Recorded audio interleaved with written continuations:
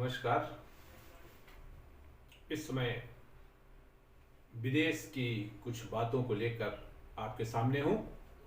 युद्ध किसी भी समस्या का न तो समाधान है और न ही अंत।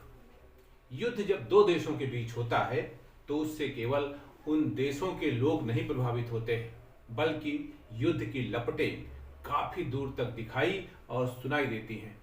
इसलिए सभी देशों का ये पुनीत कर्तव्य है और ये कर्तव्य होना भी चाहिए कि जहाँ तक हो युद्ध की स्थिति का निर्णय लेने से बचा जाए। वैसे भी अंतर्राष्ट्रीय व्यवस्था का मूल सिद्धांत रहा है कि विश्व की महाशक्तियां लचीला रुख अपनाएं तथा एक दूसरे के सामरिक हितों को पहचाने और डिप्लोमेटिक तरीके से समाधान खोजें। रूस और यूक्रेन के बीच का ये युद्ध वैश्विक महामारी कोविड से उबर रहे लोगों और देशों के सामने एक नया संकट लेकर आया है, क्योंकि जो अर्थव्यवस्था धीरे धीरे पटरी पर आ रही थी उस पर अचानक से फिर ब्रेक लगता नजर आ रहा है। जैसा कि मैंने अभी कहा कि सिर्फ उससे दो देश नहीं प्रभावित होते हैं, सारा सिस्टम गड़बड़ हो जाता है। तमाम देशों से हम सामान लेते हैं, तमाम देशों को सामान हम बेचते हैं, तो ये सारी प्रक्रिया बाधित होती है। इस युद्ध से भारत के सामने राजनीतिक चुनौतियां बढ़ गई हैं, जिसमें सबसे पहली है यूक्रेन में फंसे भारतीयों को वापस लाने की। ये सही है कि विदेश मंत्रालय ने हेल्पलाइन नंबर जारी किया है, जिसका नंबर है 911123012113 911123012113। दूसरा नंबर है 911123014104। तीसरा नंबर है 911123017905।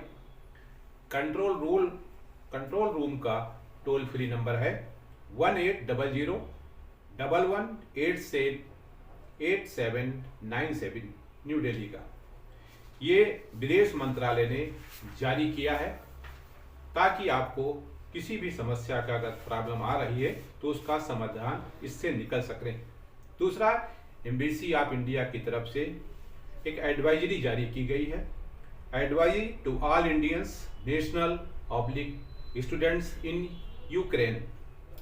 This is to inform all Indian national in Ukraine that since the Ukraine airspace has been closed, the schedule for special flights stand cancelled. Alternative arrangements are being made for evacuation of Indian nationals.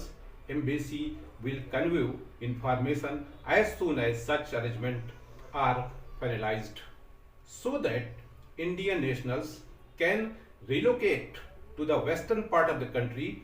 Please carry our passport and necessary documents on your person at all times. You are advised to follow embassy website and social media, Facebook, Twitter and Instagram post for update on this regard. For reference, the details of the embassy helpline number as told you. कुछ number ये और जारी किए गए हैं जो Ukraine में भारतीय हैं, ये उनके लिए हैं। 380973000483 ये यूक्रेन में जो भारतीय फंसे हैं ये उनके लिए है। 380973000428। तीसरा नंबर है 380933980327। चौथा है 380635917881। पांचवा नंबर है 380935046170। ये एम्बेसी ऑफ इंडिया क्विक में जारी किए गए हैं। भारत के जो लोग, भारत के जो छात्र, अन्य लोग जो वहाँ फंसे हुए हैं उनके लिए ये हेल्पलाइन है। इसी तरह उत्तर प्रदेश सरकार ने यूक्रेन में फंसे उत्तर प्रदेश के नागरिकों के लिए भी एक नंबर जारी किया है, हेल्पलाइन नंबर 9454441081। फिर से 9454441081 ये हेल्पलाइन नंबर उत्तर प्रदेश सरकार ने जारी किया है। और वरिष्ठ IAS अधिकारी रणवीर प्रसाद जो राहत आयुक्त हैं को इसका नोडल अधिकारी बनाया गया है। बता दें कि भारत के जो नागरिक वहां हैं, यूक्रेन में फंसे हैं, उनको वापस लाने की आपात योजना जरूर बनाई गई थी, पर युद्ध के कारण यूक्रेन के एयरबेस को बंद कर दिया गया है। लिहाजा अब कोई नया रास्ता निकालना होगा, तभी वो लोग वहां से आ पाएंगे। भारत के सामने सबसे बड़ी दिक्कत किसी एक के पक्ष में खड़े होने की है, क्योंकि भारत के साथ न रूस के संबंध खराब हैं, न अमेरिका या अन्य यूरोपीय देशों से। इन सभी लोगों से भारत के संबंध बहुत ही अच्छे हैं। इसलिए भारत का कोई भी स्टेप, गलत स्टेप कुछ भी बिगाड़ सकता है। इसलिए कोई भी स्टेप उठाते समय भारत को दोनों पक्षों का हितों को समान रूप से ध्यान में रखना होगा।